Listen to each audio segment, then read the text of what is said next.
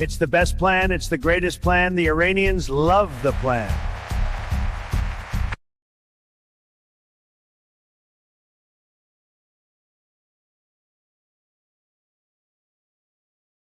Hey there, everyone. Welcome to this week's edition of Bulls versus Bears. Jonathan Tacadena, welcome.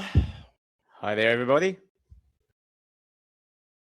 Left a space there for Kai Chen to say hello, but he's not here. No. It's not certainly not out on the yacht in this weather in Sydney.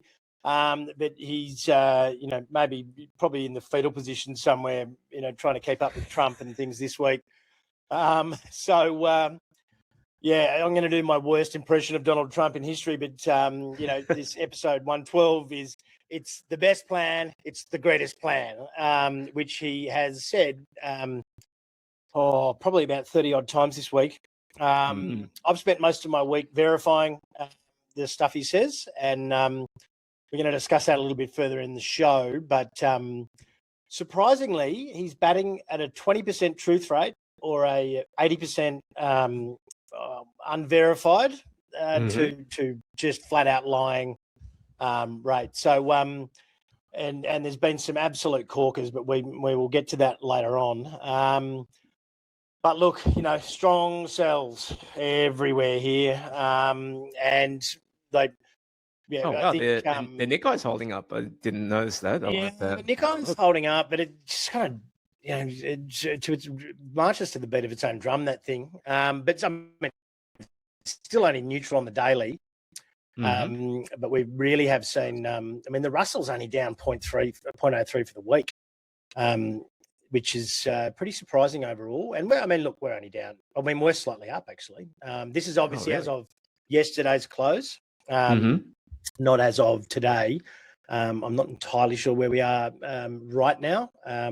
Market's still open. We're recording early today because I wasn't joking about poor old Kai. We're all nearly in the fetal position trying to keep up with this, with this situation, etc. And yeah, so but look, not a bad result considering what's going on. Oh yeah, I've actually had a look at the overall market. So the bond yields have had their whatever sigma move like that. It's been quite vicious there. Oil, 60 to 100, that's basically a 40 to 50% move. Equities, depending on which one you're looking at, from where we are, XJO is like down 8% from the top to bottom. So one of the three are still drinking the Kool-Aid, and it's pretty obvious which one. In terms of the bond market has decided that the straits aren't opening. The oil market's similar. Equities market, and it could be that mindless green robot, but they're still kind of high here, and it'll be interesting to see if the equities play catch up fairly soon and start pricing in that those energy troubles all around the world will start to pretty much hit the food prices and energy prices around the world. Well, certainly in Australia, we're famous this week because we've basically been classified by every major economist in the world as like having the worst fuel crisis. So if anyone wants to jump on a fuel crisis story globally in the US or something, it's like, oh, look at Australia, idiots. And then look, they're not wrong if they're talking about Parliament. So. There's been rumours floating around that, they've announced a deal with Singapore. They're going to get more fuel, and there's rumours floating around that Singapore's like, nah. So yeah, but it is what it is, I suppose. But then you've also got 30% of Australia's liquefied natural gas got knocked out by a cyclone in Western Australia today as well. Oh God, yeah. And I'm not like again.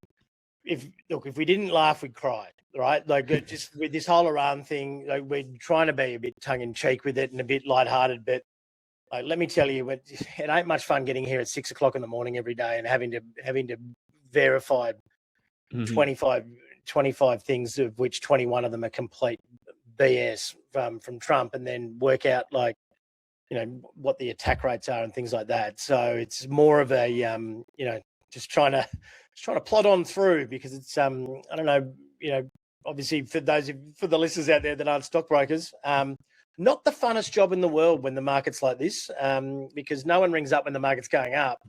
But oh my lord, the phone rings when the market's going down. Yeah. And it's like, so and look, we're not even that far off the highs. So there's been a few bits and pieces this week. So this part here, I mean, Microsoft, for whatever reason, has been a bit of a dog. Nvidia's probably suffered from. No,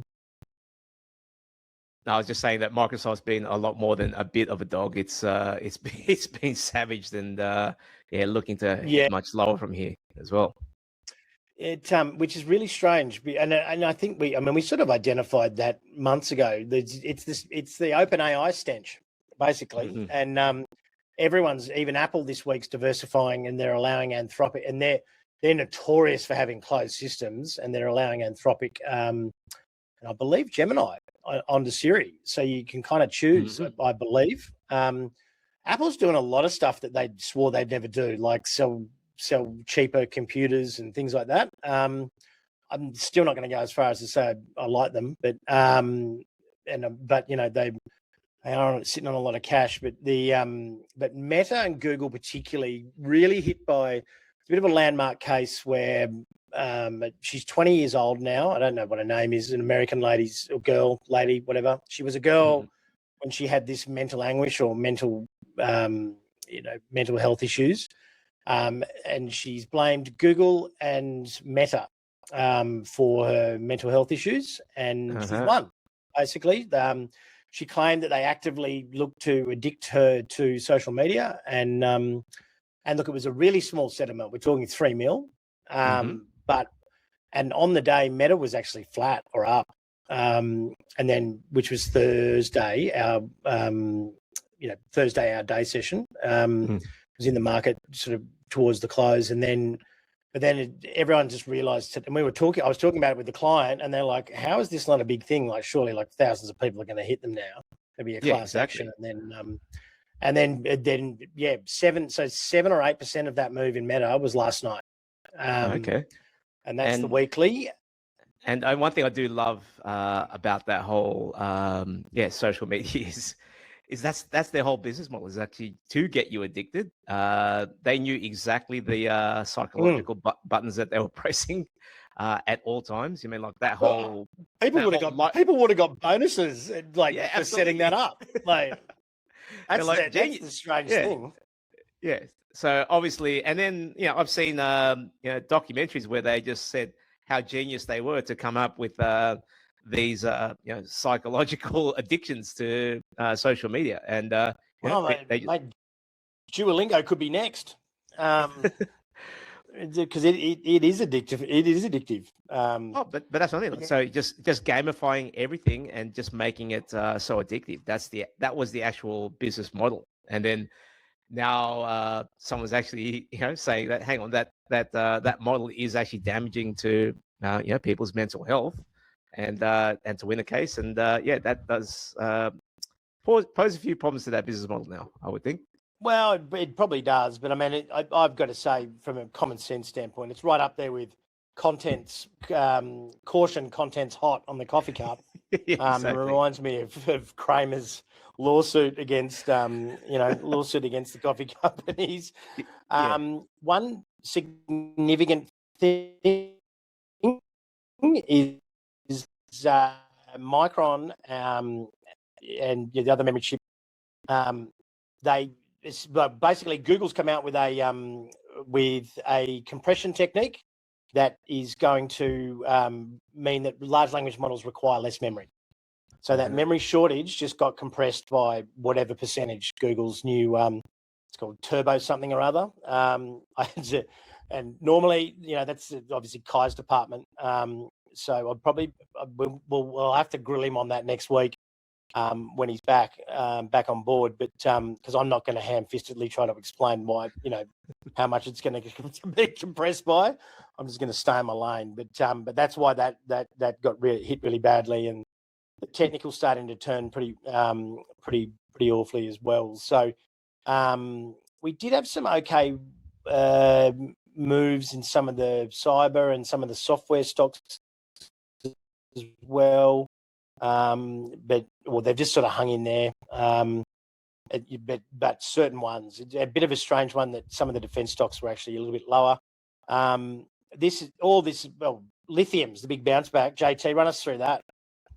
So EV sales have just gone through the roof.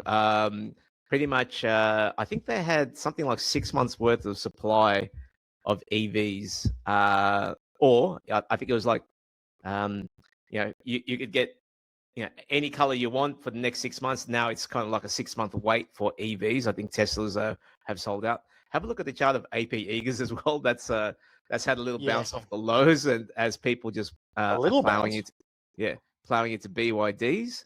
One of the guys I was chatting to saying that there were at the beginning of the week, I think it was 650 BYDs, sort of ready to ship out. That was down to 50, just a couple of days ago. Like basically, just everyone's snapping up, and obviously powering the whole EV space is lithium. So you obviously need lithium to make batteries to go into that space, and obviously with petrol hitting record highs here, people just the guys with Teslas and solar packs at home are looking like geniuses now. So kudos to them. Yeah, and they've got to be painful to be going. Well, they'd be out. You know what? The people who drive diesel or petrol cars don't have disposable income anymore, so they're not going out for beers anyway. But it'll be the likes of the Tesla owners and the BYD owners, like popping bottles at the bars this week. It's like, yeah, that's it. $3 electricity to fill up my car, basically. Yeah. Well, well, if you've got solar, it's even it's nothing. So one of my old mates, he got adopted early, and had a Tesla and solar all over his roof and the house and the whole works. And that was a year ago. He hadn't paid an electricity bill or paid for fuel for 3 years. And that it probably wasn't that much at the time, but that sure as hell would have added up. I mean, certainly now. I mean, we drove past $3.19 for diesel on yesterday, and it's only going to get worse. There's 500. This is reports yesterday. 500 service stations are out of diesel. 122 are nearly out. And then there's a small amount they're out of petrol and diesel.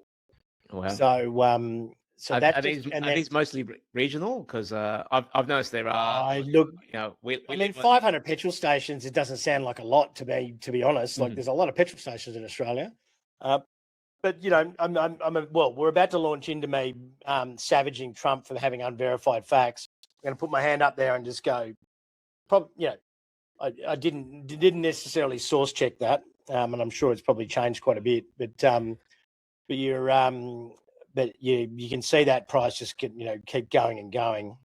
They're talking about $40 maximums in Canberra in the ACT. That was reported in the AFR, and which God, it's $3. Like you wouldn't want to be driving a V8 diesel. You basically be able to get that's about you fill up after the school run. Well, it'll get you to the next petrol stop, basically. Like $40 in there. Well, and if they've got some. It's been. The banks did really well the previous week. I mean, these guys have and then the BHP Rio have just recovered. Same with Newmont. Fortescue recovered quite nicely, just on the back of the fact that they're like the mining equivalent of those EV owners that we just talked about, because all of their mining stuff is electric.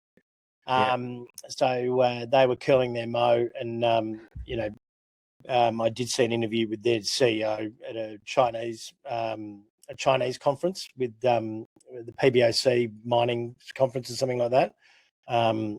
He definitely knew his place. It was high praise for the Chinese in his interview, that's for sure. But yeah, so they're he was welcoming it. He's just going, well, we saw this coming and blah blah blah. So yeah, we're like he was very pleased with himself. But yeah, commodities for the week, gold and silver still bleeding a little bit, and that's all on the back of high yields. Yeah, so just on gold and silver, we actually, this is actually why Kai isn't he's doing the admin for a gold and silver trade that we put on this week. So one of the memes actually did really well on LinkedIn or social media. That whole gold at 5,500. There's a whole crowd there because everyone remembers everyone lining up outside ABC refinery as when gold was above 5,000, and now that gold's back at 4,200, there's only one or two people there, and that's where we're stepping in and saying that look, the fundamentals for gold, in my opinion, improved through all of this, but obviously, we need liquidity, markets need liquidity, and people are selling what they can, not what they want, and that's why gold and silver are selling off here. And you can see obviously the metals have taken a hit as well. You see that nice little jump in lithium, which is what we explained before. So our good old producers here, Minres, Liontown, and PLS, all doing well for the week. Interesting that Bitcoin is still holding in around that 70,000. And I actually had a chat to one of the clients, and one of the reasons why Bitcoin is actually quite big is there's plenty of demand from the Middle East still. One thing I did say, though, is that, there is demand for Bitcoin at the moment, and that's actually a proper practical use for it. My main problem is that usually when Bitcoin goes on a run, there's some sort of either meme coin or some sort of new hype in the altcoins that helps drive that along, because you need the, how can I say it, the crazies in crypto to jump on board and get in there. The degens. You need some sort of degen hype for Bitcoin to run with it. So obviously, I think the lows are in. There's actual demand for Bitcoin here in the 70s. Will it run to 125s from here? Not too sure. But as soon as I see some sort of degen action or whatever the new punks or the new NFTs, the new rocks, whatever the new shiny new metal is within that space, just get on board, because as always, it's usually fruitful, but you just got to know that there are no underlying fundamentals. So it's it's get out before everyone else get out.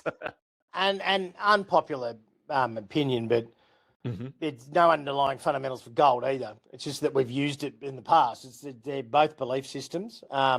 And we've been bullish gold for 18 months, 2 years. But yeah, absolutely. As I generally like to say, I'm more short fiat currency in the US dollar than I am loving gold. But which is also another belief system.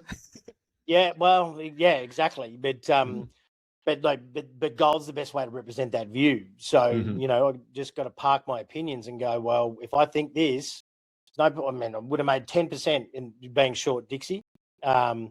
Whereas we've made God knows how much being long gold miners and gold. So it's sometimes you've just got to just shut the hell up and just get on board. Basically, that's what we're here for. So this was early on in the week, and so like this has been the bane of my existence this week. But it has. I mean, we bought oil early in the week. And we're probably, I don't know, we're somewhere around the low 90s. It's in about 95 now. But Trump had everyone convinced midweek that this was done. There was a deal done that Iran had given them a gift of 8 tankers being let through. That's been tracked by satellites. That is complete. I'm trying not to swear, but it's complete BS. That didn't happen at all. Like there's multiple satellite agencies going, nah, never happened. And that was one of those moments where he looked like he made something up on the spot. He said that they had very good productive conversations. The Iranians said haven't heard from them. The only thing that he did was postpone the strikes to Iranian power plants, and that's basically because the Allies turned around and went, if you do that, you're on your own, buddy. and everyone begged him to not do that, because then all of a sudden, when the moment this reopens, basically we're still a year away. Iran wants to make a deal very badly. They've got one more chance at peace. 2 hours after he said that, they sent a drone in and blew up the jet fuel at the Kuwaiti International Airport and set the airport on fire. Wow. So, that's fairly contradicted, I would have thought. And they've obliterated they've obliterated the Navy and the Air Force and missiles and nuclear capacity. Well, they're still striking 58 times a day via proxies and drone strikes and blah, blah, blah, but there's still missiles. And they, it's one of the things where he goes, oh, no, they've let through 8 tankers. He said this morning, though, they've let through one big, beautiful tanker. There's been no tankers, but there has been Chinese tankers that have been let through. If they're paid in yuan, and even if an American bank does the conversion from US dollars to yuan, you're not allowed to. And surprisingly enough, for an obliterated navy, there seemed to be a lot of Iranian naval ships escorting those ships through. So that's not. They haven't been. I mean, look, they've definitely taken a few hits, but so the Iranian leader, apparently it's the Iranian Revolutionary Guard now, has control of the country. So I'm not even this is how quickly this situation's moving. I'm not even sure if this guy's still alive or whether he's the supreme leader or not or whatever. That's the son of the previous one. He looked, and he's had family killed and his father and his wife, but they've basically said that they've used Trump's words against him, called it fake news. They've been running these hilarious cartoons all week about how screwed Trump is, basically with the Strait of Hormuz, and they're actually far more reliable than he is overall. Yeah. So, I just want to say though is that.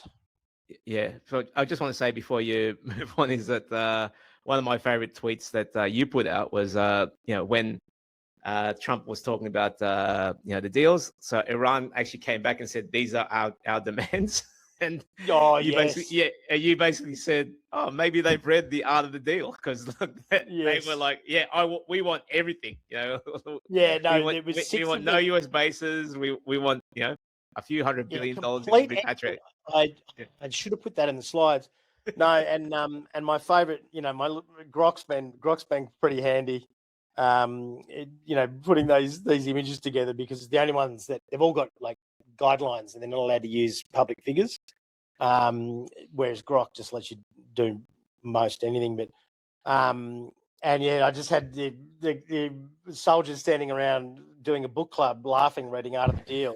But yeah, the US sent a 15-point plan, which they said was going through back channels. All of the people they said that they were back channeling with went, what? What do you mean? Like that was not happening.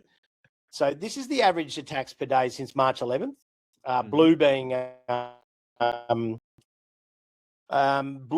so the US the solid blue there, that's the amount of attacks launched, and the lighter blue there is successful. So the US is like batting at like 90%. The Iranians not so much. They're like the reverse.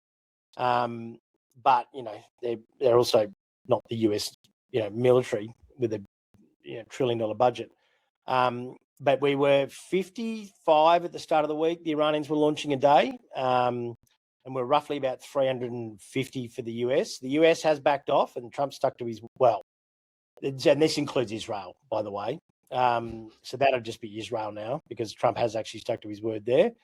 It drifted off a little bit, but we're still averaging 58 a day, and they are still, they have in very plain English, translated into very plain English, I'm sure they're not speaking English, but they've ruled out any ceasefire or any direct negotiations with the US, period.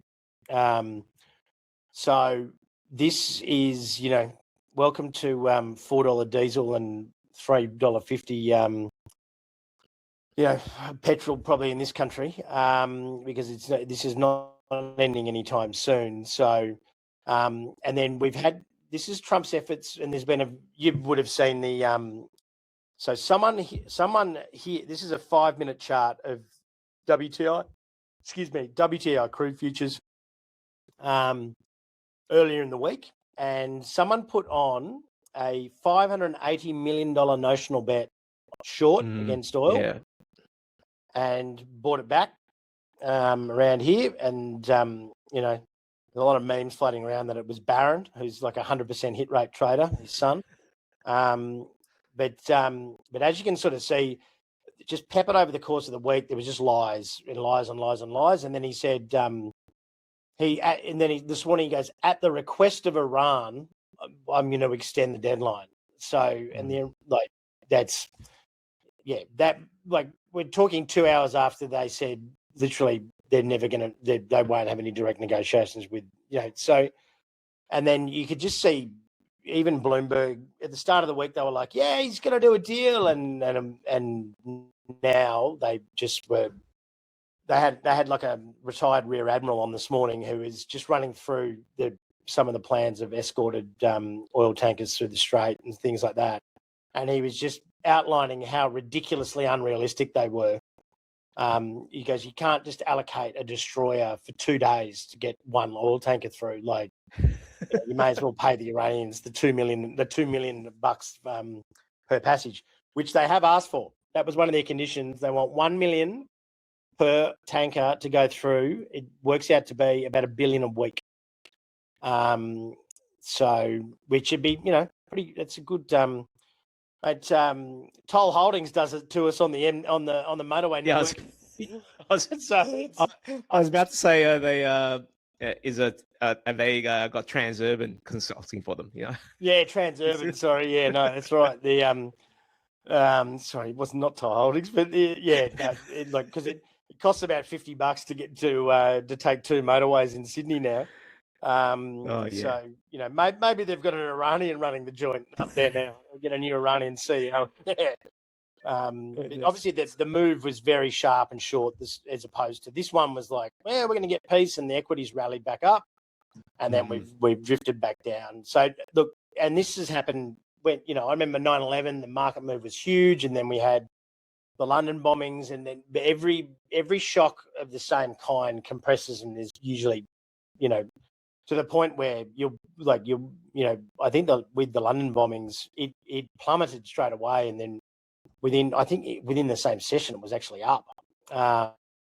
It's when so it's when markets sort of getting to that news fatigue type of thing. Like basically, that first piece of news sends that shock, and then we get a bit numb, and obviously we're in the as we call it, an attention economy now. Our attention spans are so short. So it's the same thing in the markets. Like basically, unless there's a new shock, that's totally different. The reactions get less and less over a shorter period.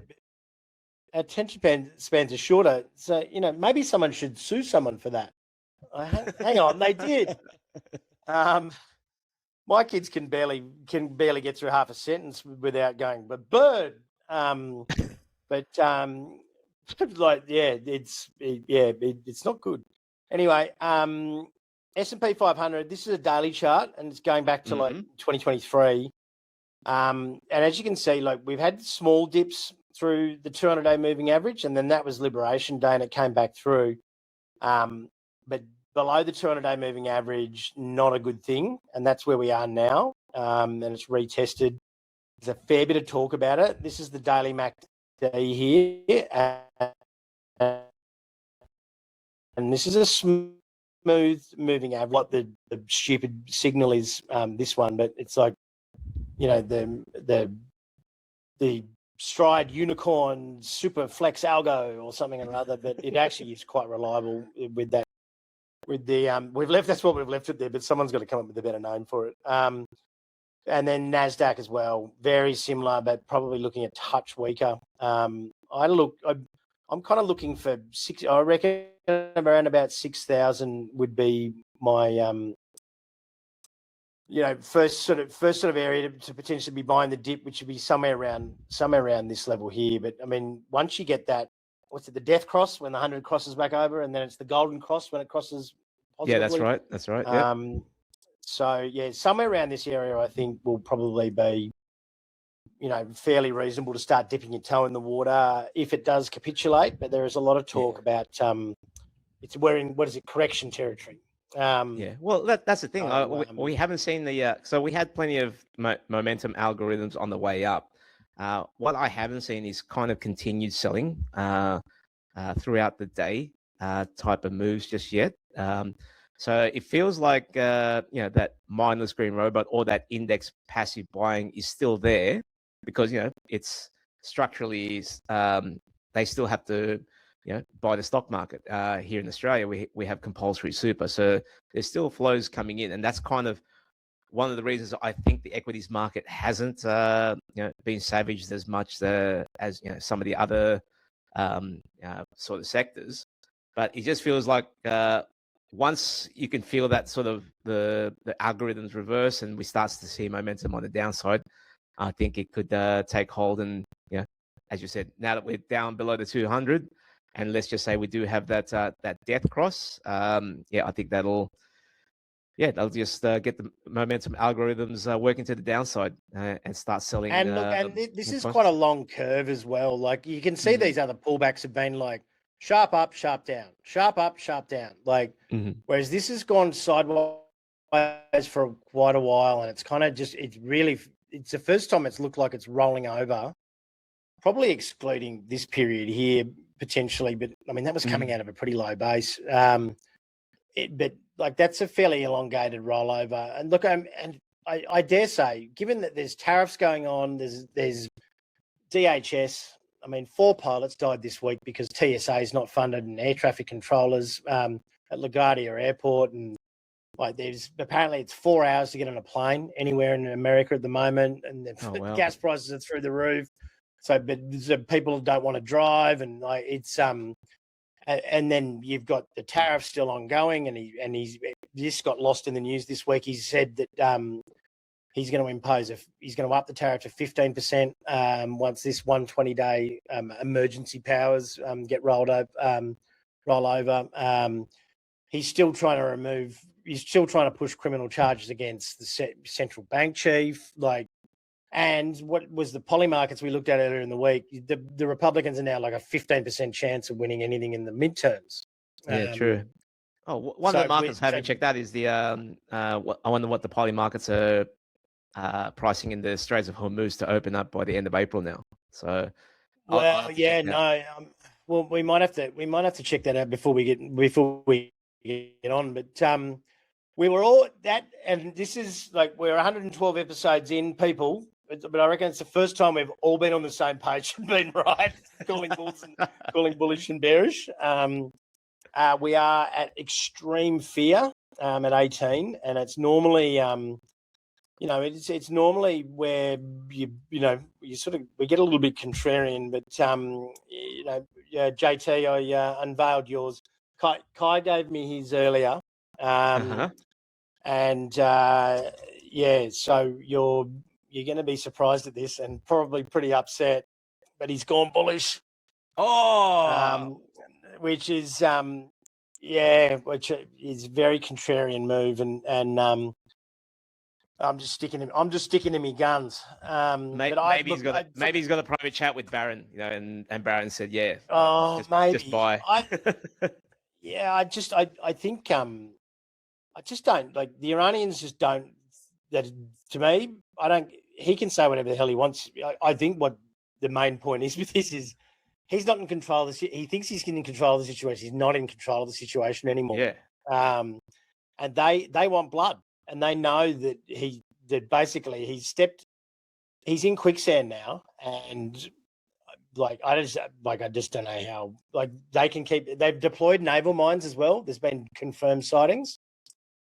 So we're looking at minimum. It takes 40 days for a tanker to get from that strait to Japan. So I'm assuming it's probably there's a cyclone off Western Australia, so it's probably 40 to 50 days here, and it's got to get refined and blah blah blah. So look, it's still going to take at least a month on top of whenever the peace deals, if it is ever done, a peace deal's ever done. And we're also now, I think we're week, I think we're near week 5 or thereabouts, and then. But weren't you saying wasn't there a date early April where the strategic petroleum reserves start to run out? That like the cushion from that as well. Oh well, but even the Russian and Iranian oil at sea that's been sanctioned and just floating around the place, like that's going to run. That's already 2 weeks in. They've only got 2 weeks left of that. China's laughing because I mean they've been buying Russian oil anyway, and just saying that they weren't. And who's going to dob them in? And they'll never admit it. But then you know that they're that they're clutching at straws when they're saying, well, technically the Strait of Hormuz is open. So look, and the Iranians have gone, well, it is, but you've got to be Chinese or Indian, and there has been 8 to 10 ships get through this week under Iranian naval escort. So there are some countries still getting it; they're just not sharing. Pretty sure Albanese and Chalmers would have been on the phone to them this week. It's like, oh, come on. So I just checked the poly markets. So this time last week, it was low 20s, like about 24%. It's actually up near 29% that is going to be open. So the markets are a little bit more, yeah, exactly. So the markets are actually a little bit more positive that there is a chance. But it is still maybe put in your query open to US ships, and it might change. Yeah, exactly right. So open to anyone willing to pay $2 million in one. Yeah. Yeah, and as I said last week, Bag's not being capped over that shit. I'm out.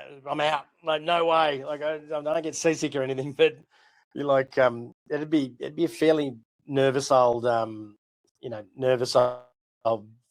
apparently it takes something like 14 to 20 odd hours to get through the strait. So yeah, but which brings us to our next thing. That.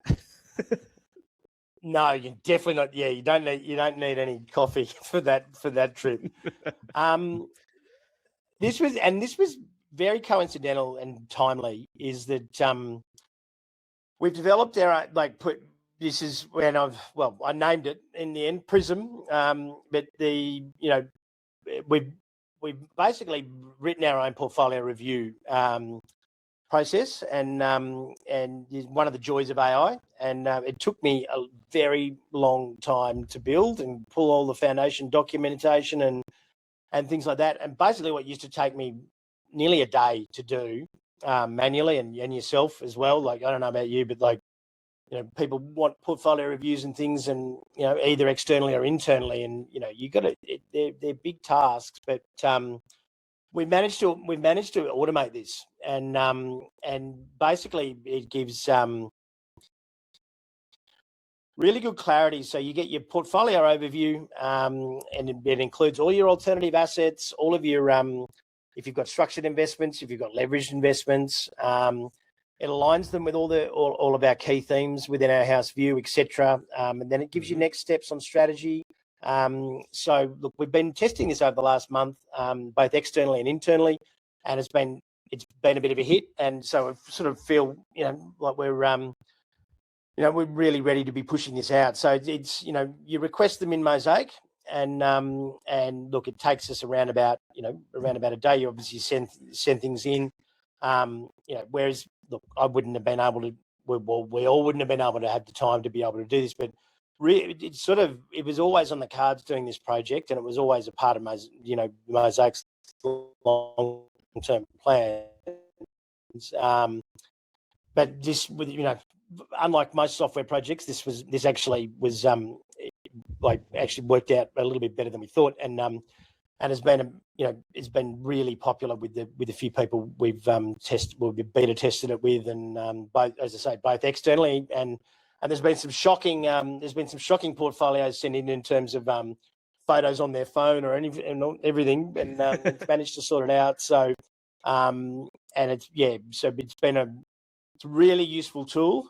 You can sort of, we've got a, we've got a form you can fill in, you can upload. I'll chuck it in the comments on the socials, and you can get it run through. It's free, and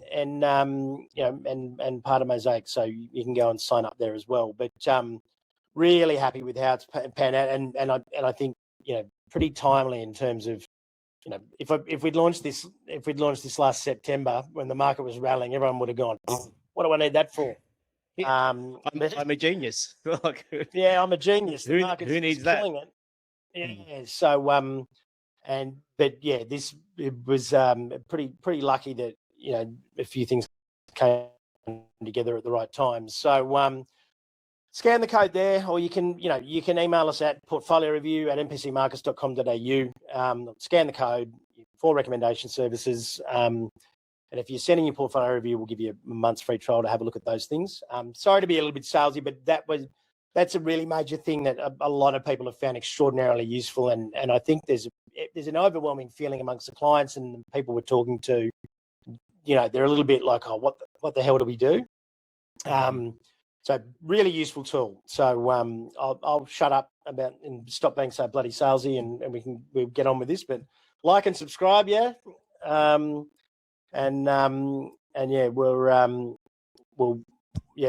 Hopefully it can help you out anyway. So it'll be interesting to see. I'm not looking. I've got the morning newsy for Ausbiz on Monday. I am not looking forward to having to keep up over the weekend of what the hell's going to happen.